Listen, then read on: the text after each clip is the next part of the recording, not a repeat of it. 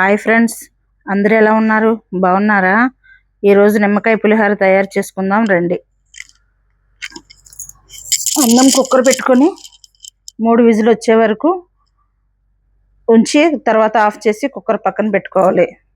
నిమ్మకాయ పులిహోరకి పోపుకి ఒక ప్యాన్ పెట్టుకొని దాంట్లో ఆయిల్ పోసుకోవాలి. ఒక 2-3 స్పూన్లు ఆయిల్ వేసుకోవాలి.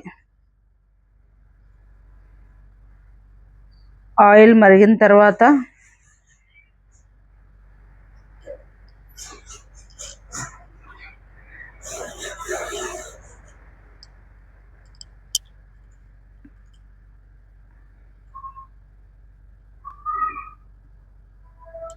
కార్తీక మాసం కదండి, అందరూ పిక్నిక్లో బాగా ఎంజాయ్ చేస్తున్నారా?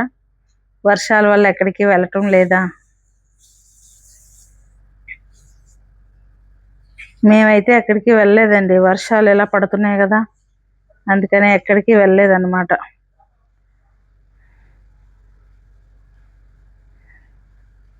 ప్యాన్లో ఆయిల్ మరిగిందేమో చెక్ చేసుకుందాం.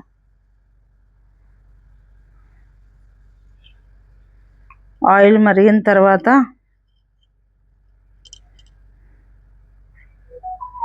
పలుకులు వేసుకుంటాను చూడండి. ఫస్ట్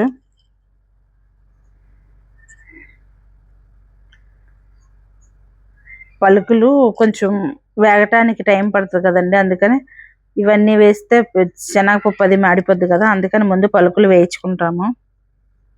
తర్వాత జీడిపప్పు వేసుకుంటాము. జీడిపప్పు అది వేగిన తర్వాత స్లో ఫ్లేమ్లోనే మాడిపోకుండా శనగపప్పు వేసుకుంటాను. స్లో ఫ్లేమ్లోనే వేయించుకుంటాను. శనగపప్పు కూడా వేసిన తర్వాత కాస్త కలర్ మారేంత వరకు ఉంచి పచ్చిమిరపకాయ ముక్కలు కొంచెం అన్నం పల్లెంలో వేస్తాం కదండి, ఆ వేడి దాంట్లో పచ్చిమిరపకాయ ముక్కలు, అల్లం కొంచెం గొయ్యిలా చేసి దాంట్లో పెడతాము. దాని మీద అన్నం వేస్తాము. అల్లం కూడా వేసాను. అదిగోండి ఆవాలు ఇప్పుడు వేస్తున్నాను. ఆవాలు ఎంతసేపు తొందరగా వేగిపోతాయి కదా, ఆవాలు లేట్గా వేస్తున్నాను అనమాట.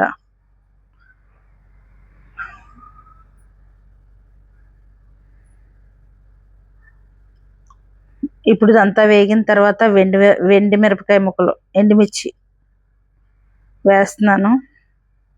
తర్వాత కరివేపాకు వేస్తున్నాను. వేసిన తర్వాత మొత్తం అన్నీ బాగా వేయించుకోవాలి.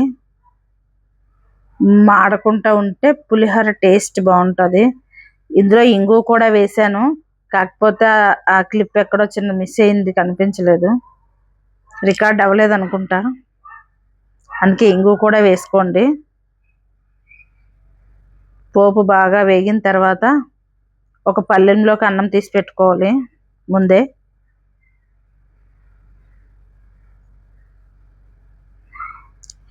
ఆ వేడి అన్నం పళ్ళెంలోకి తీసి పెట్టుకున్న తర్వాత పచ్చిమిరపకాయ ముక్కలు, అల్లం, కరివేపాకు ఆ అన్నంలో వేసి దానిపైన అన్నం వేసి ఉంచాలి. అదిగోండి నేను చెప్పాను కదా, ఆ అన్నం పళ్ళెంలోకి తీసి పెట్టుకున్న దాంట్లో ఆ అన్నంలోకి పోపుని వేద్దాం. ఇంకా కొంచెం లైట్గా వేగాలి.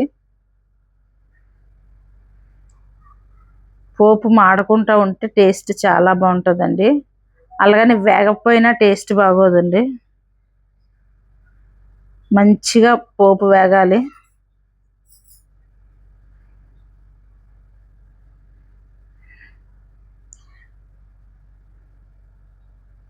పసుపు పోపులో ఏమండి, నిమ్మకాయ పులిహోర కదా, ఆ చింతపండు పులిహోరకి అయితేనే పోపులో వేస్తాం పసుపు, దీనికైతే వేయము. ఇంకా వేగలేదు పోపు, వేగగానే వేద్దాం. మంచి రంగు వచ్చేదాకా వేయించుకోవాలి. అలాగనే హై ఫ్లేమ్లో పెట్టుకుంటే మాడిపోతుంది వేగకుండానా, స్లో ఫ్లేమ్లోనే పెట్టుకొని వేయించుకోవాలి. మా వీడియో నచ్చినట్టయితే ఒక లైక్, షేర్, సబ్స్క్రైబ్ చేయండి ప్లీజ్. ఇదిగోండి అన్నంలోకి పోపుని వేస్తాను చూడండి. కప్పి పెట్టి ఉంచానని చెప్పాను కదా, పచ్చిమిరపకాయలు, అల్లం, కరివేపాకు, అదిగోండి వేడి అన్నంలో పచ్చిమిరపకాయలు అలా వేసి ఉంచితే టేస్ట్ బాగుంటుంది అనమాట. ఈ అన్నంలోకి ఆ పోపుని తిరగేద్దాం. పసుపు వేస్తున్నాను.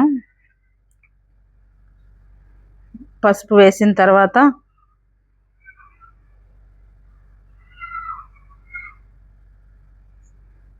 సాల్ట్ కూడా వేసానండి.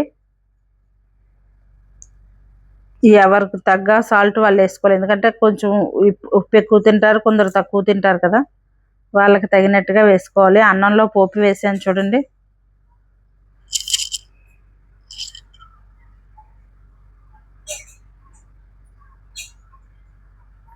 ఆ పోపు వేడివేడిగా ఉంది కదండి, చేయి కాలుతుందని అట్ల పుల్లతో కలుపుతున్నా. కానీ చేతితో కలిపిన టేస్ట్, పులిహోర టేస్టే చాలా బాగుంటుంది. వేడిగా ఉంది కదా, అందుకని అట్ల పుల్లతో కలుపుతున్నాం.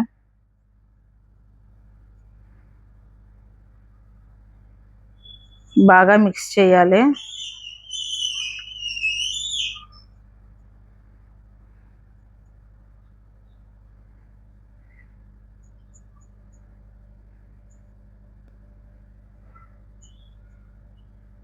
బాగా మిక్స్ చేయాలి, కింద పైన అంతా కలిపి.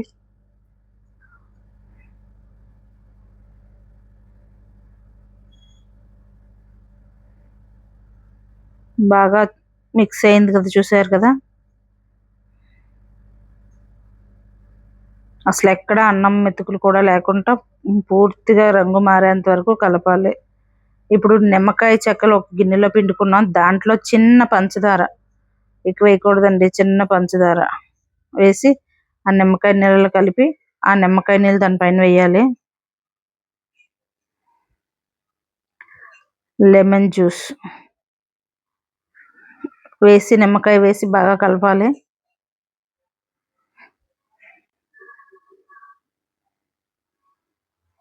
ఆ కలిపిన మిశ్రమాన్ని బాగా చుట్టూ ఎక్కడ ఉందో అంత చూసి కలిపి దాన్ని సర్వ్ చేసుకొని తినడమే.